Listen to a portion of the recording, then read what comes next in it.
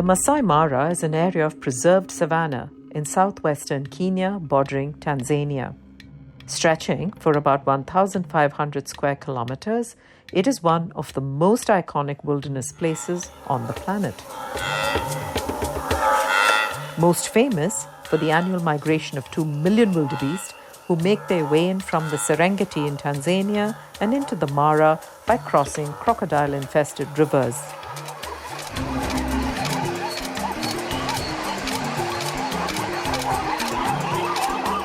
The wildebeest stay in the Mara for a couple of months grazing before returning to their breeding grounds in the Ngorongoro crater back in Tanzania. The Mara is equally dramatic in the months of no migration. We were lucky to witness perhaps what is the ultimate aim of most wildlife tourists, but for us it was serendipity of being in the right place at the right time. A large grassy plain stretched before us as our jeep crested a slope. Dozens of jeeps had already crossed the plain to the other side and seemed to be following something. Our guide informed us that there were lions across the plain. Looking through our binoculars, we could just about spot them between the various jeeps. We decided to park where we were as we had just driven across a dazzle of zebra, and from the lionesses' body language, 2 of them, and then a third in very alert and stalking movements, it felt like perhaps they were focused on the zebra. The lionesses were very low to the ground. They only looked at the zebras, not shifting their focus for 1 second to any of the dozens of jeeps milling about them. The tall golden grass hid their powerful forms, and the zebra looked calm as they grazed, clearly unaware of the lions. The lionesses were also upwind, their scent not reaching the zebras. Between the lionesses and the zebras, there was a good kilometer or more of ground, with a large part of it dropping off into a deep ditch before leveling out again towards the zebra. Zebras can run at close to 60 kilometers an hour, while lions are a little faster at 70 kilometers an hour. Zebra, however, can run for longer. An adult zebra, unless surprised, has a powerful kick that can break bones and even kill. They have good hearing, excellent eyesight, and a keen sense of smell. So the lions, when hunting zebra, need to use great stealth and ambush tactics. These 3 lionesses were low to the ground, moving very slowly and trying to get as close as they could to the zebra. They were also using the noise and sound of the jeeps and the people to stay hidden. Most of the time, the predators are quite colorblind. And then, in that case, if the zebra is all white, it will be a best target and easy to be hunted. However, with the stripes, it causes a delusion or it disrupts the image. And in that case, we have high chances of survival, okay, because of the stripes.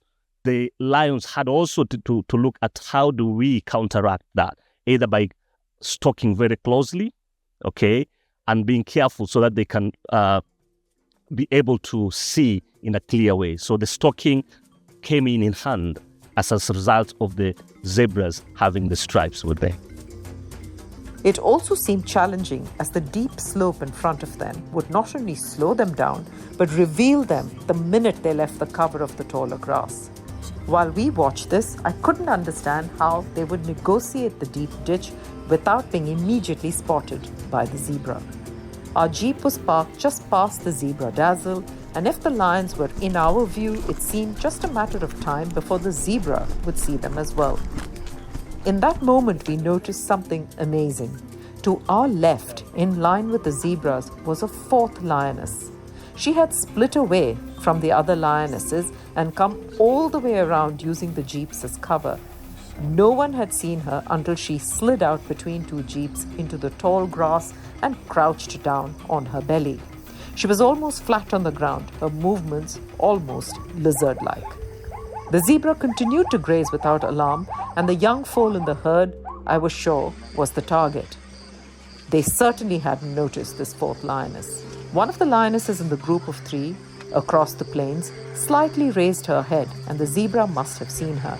But her movement hadn't been threatening, and the dazzle just started walking away. Except they walked directly into the path of the fourth lioness. I wondered why they didn't go the other way, to the right, and realized that if they had, they would have been fully exposed to the lionesses, as to the right, there was no ditch between them and the predators, and the lionesses would have had cleared that ground in seconds. It was unbelievable strategy. First, they had stayed hidden and still. Second, a fourth member of their team had snuck around using the jeeps and the chaos, and when she was in perfect position to strike, that's when they spooked the zebra just enough to move but not run, and used the topography of the land to move them in the direction they wanted. When it comes to hunting, 85% of the hunt is done by the females, and they've always learned this as they grew up, okay? And a learned behavior, it means they will understand each other's strength, and they're becoming very strategic. They know who is the lead striker. They know who goes to the left. They know who goes to the right, okay? Who confuses.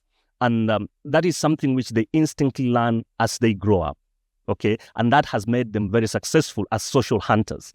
Remember, lions are the only social cats we have in our ecosystem. And being social means they have a way of communicating, either verbally or instinct, okay? And they will always target bigger prey. And in that case, they need really group strength, okay?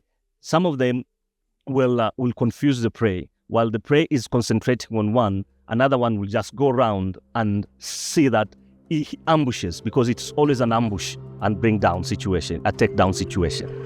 The zebra were now walking past the fourth lioness one by one in a single file, breaking up the dazzle, and each individual could now be seen. The lioness let several go past, and then, just as the foal was going to cross, she struck in a blur, leaping not at where the foal was, but where she calculated the foal would be when her leap landed.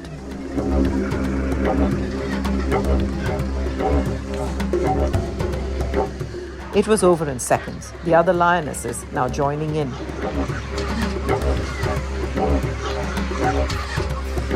Due to natural selection, most of the animals or most of the species have influenced one another. When we look at a situation we call the coevolution of traits, which is whereby the different species would reciprocate the evolution of each other's species.